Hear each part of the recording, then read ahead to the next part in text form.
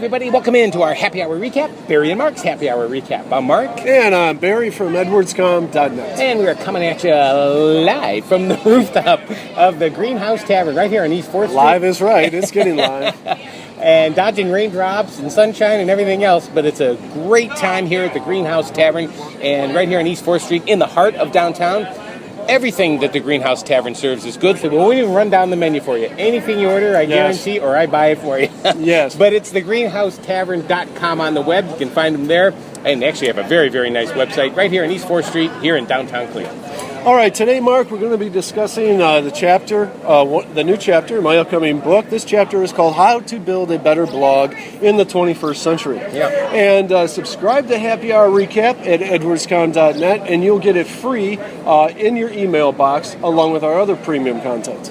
And so we're talking about blogging. We're going to have three key takeaways here in today's post. First of all, the importance of a blog.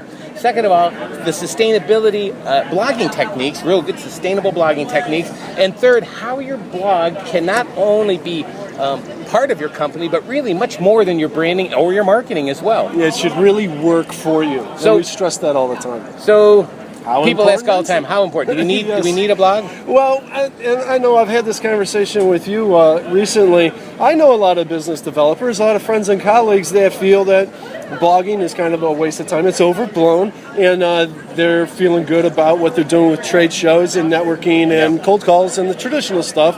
And more power to you. We believe in that stuff as well. We think it's a great place to get the word of your own blog out, to tell you the truth. Yeah. Oh, yeah. None of these people that I mentioned do I think could not, how do I say it, they could all benefit from the blog. There's not many businesses that cannot. That's really what I was trying to say so eloquently.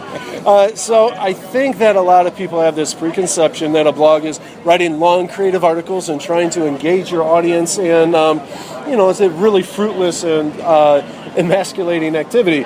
And it's really not what it is today. I mean, those are left to the gossip and the news and sports columns today, blogs. Yeah. And business-to-business blogging isn't that at all, at least not anymore.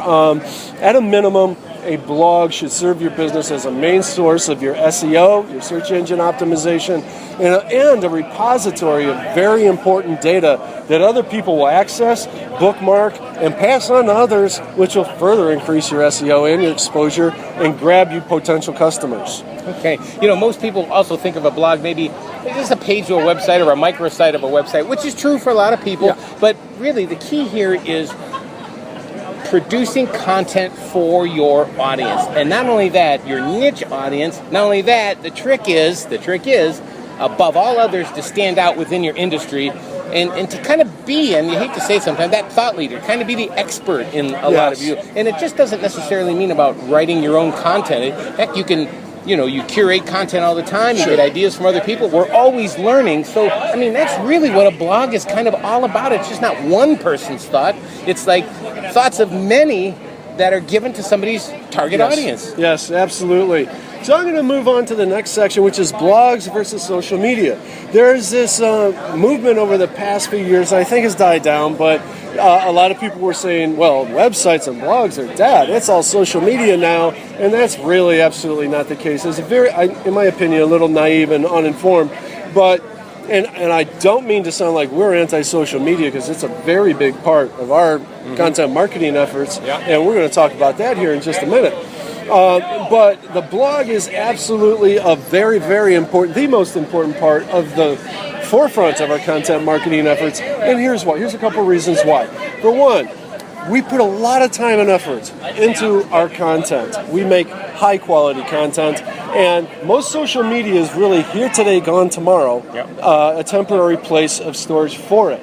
So we like it archived on our site, but it's always building. But we'll see, with the latest Google update, that really social is really starting to play a lot, and especially with a lot of the bigger players, and even some of our stuff I've seen, that when you do a search on some things, because we're always testing these things, some of our articles that we put up on LinkedIn, or some of the things that we put up on other social channels, Google's starting to see that, and they're starting to reflect that in search engine results. Nice. So that's another reason, social is certainly important to get your word out there. I'm not going to downplay that. But another reason why we start with our blog, relying on third-party platforms, is relying on rented property, and that is me borrowing your terminology. But at any day, your vital information, it could be lost. You don't. That is not your place. Even your entire identity could be lost. A social media channel could go out of business at any time. If that is the only thing you're relying on, I think that's playing with fire. And finally, at our website and our blog, we have complete control over our brand and our sales funnel. Yep. And that is the most important aspect of all of this, in my opinion. So, but again, we make a very concerted effort to have a very harmonious relationship with our blog and our social media. For instance, this happy hour recap actually starts out as a YouTube video, right, first and foremost. Yeah. Now, here's a couple great things about YouTube, is that they house these incredibly large files for us for free. I mean, we did 30 of these last year. Right. And if we put these on our own site, we'd be bogging that thing down and paying a lot of money for it. So that's really great. A second thing is, as you know, YouTube is owned by the big brother, Google. Yeah, that's right. So you get a lot of SEO mojo from that. So from there, we always put a short summary on our YouTube channel. Again, to tease them, get them back to our blog, right. Talk about our premium content, sign up, and other offers. And so from there, we go to our blog and we feed the YouTube channel, the YouTube video, into a new blog post.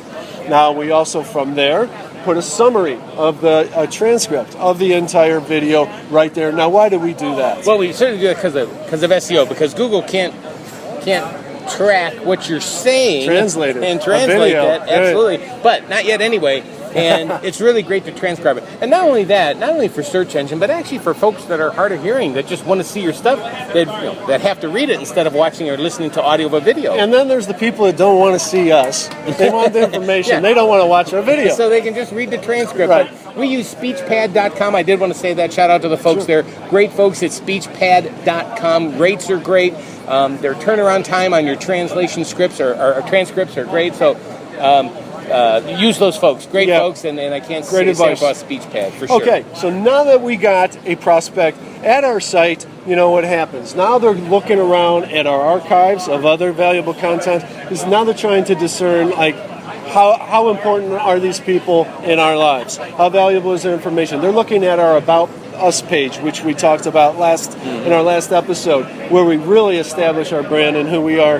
And so they could end up converting to a customer, and a small percentage will. That's always what you're looking for. But at the very least, they will become at least evangelicals for your services. And really, and for sure, and that's really only the beginning, right? Because with the various audiences that we have, and we have an audience, but a lot of them are on different channels. So we post to LinkedIn, we post to Facebook, Stumble Upon, Twitter, links to Twitter as well. We're forgetting a couple right here off the top of our heads. But the thing is, it doesn't matter, because we really don't have the time to sit down at each particular social channel, craft everything out, and put everything up there, because we just don't have the time. So we do it automatically. Do it automatically with a WordPress plugin. Yeah, it's called Snap, Social Network Autoposter.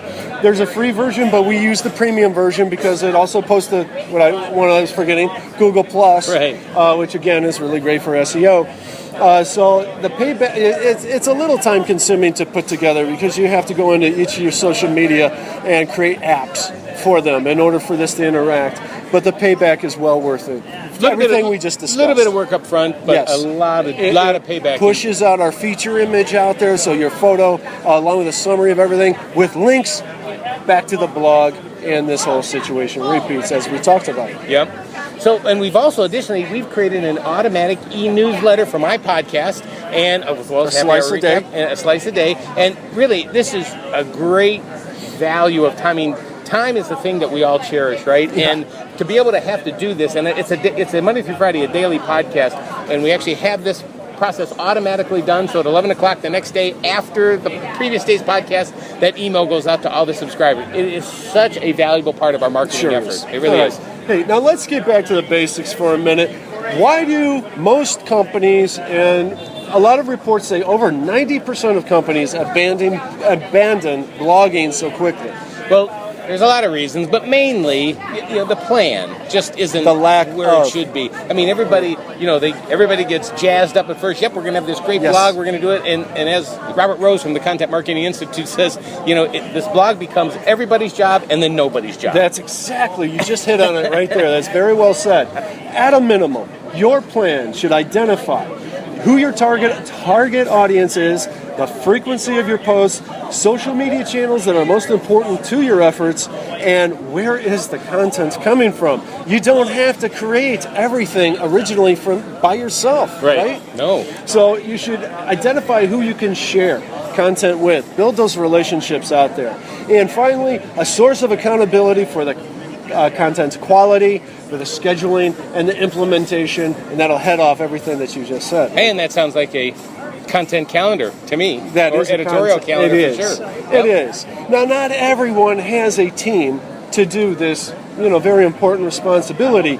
Totally get that. There's a lot of one-man shows, one-woman shows out there. So at the very least, you can still have a very, very workable content marketing plan, and I call it case histories to the rescue. Okay. All right. So what this is you create a category in your blog called case histories, and here is your big, vast content marketing plan, whittled down into a sustainable effort. Go to a bar on Fridays. Like All right. we do. Yes, as we are. Pull out your smartphone, grab a beer first. Pull out your smartphone, make sure you have that WordPress app on it, and pull up your blog and write 3 to 4 paragraphs about the most important product or service that you performed, that you provided that week. Include any other products that were involved in the making or creation of this, if there is a making or creation. Yeah. Include the city where this took place, especially if you're local. And all of these things will increase your SEO greatly. With this should take you no more than 45 minutes, probably more like probably 20 minutes to a half hour.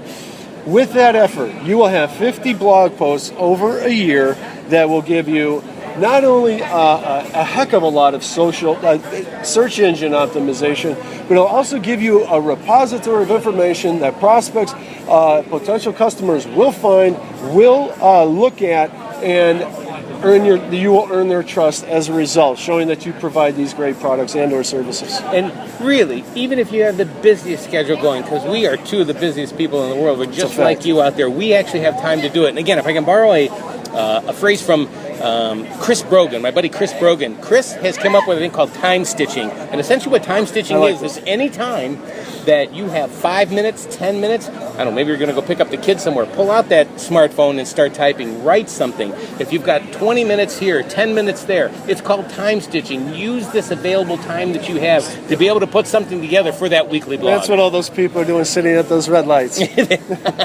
Don't text and drive. You're killing me. All right. So in the final section of this chapter, we are not going to cover. We've covered a lot of heavy stuff right now. Yep. So download the premium content. Well, you'll get it in your email box with Happy Hour Recap when you sign up.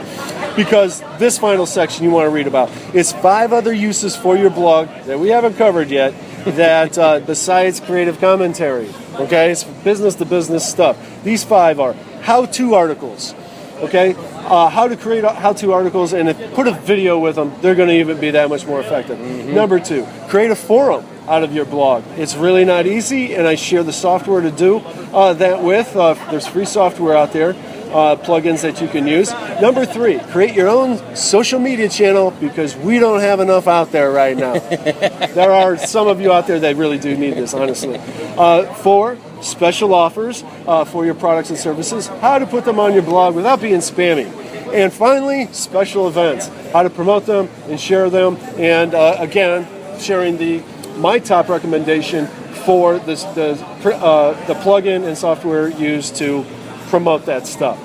Well, so there you go. So if this didn't help you enough, subscribe to the Happy Hour Recap e-newsletter, and you'll be armed with all the knowledge you need to turn your blog into an SEO machine, as we like to say. And next time we're going to look at Barry's upcoming chapter on basic SEO skills, and that's coming up. And that's it. We want to say special thanks to Amelia here at the Greenhouse Tavern, Andrew as well, Jeff, our bartender, here up on the rooftop. Yep. Once again, it's the greenhousetavern.com right here on East 4th Street in the middle of downtown Cleveland. So that's it. Until next week. Have a great week. Have a good week.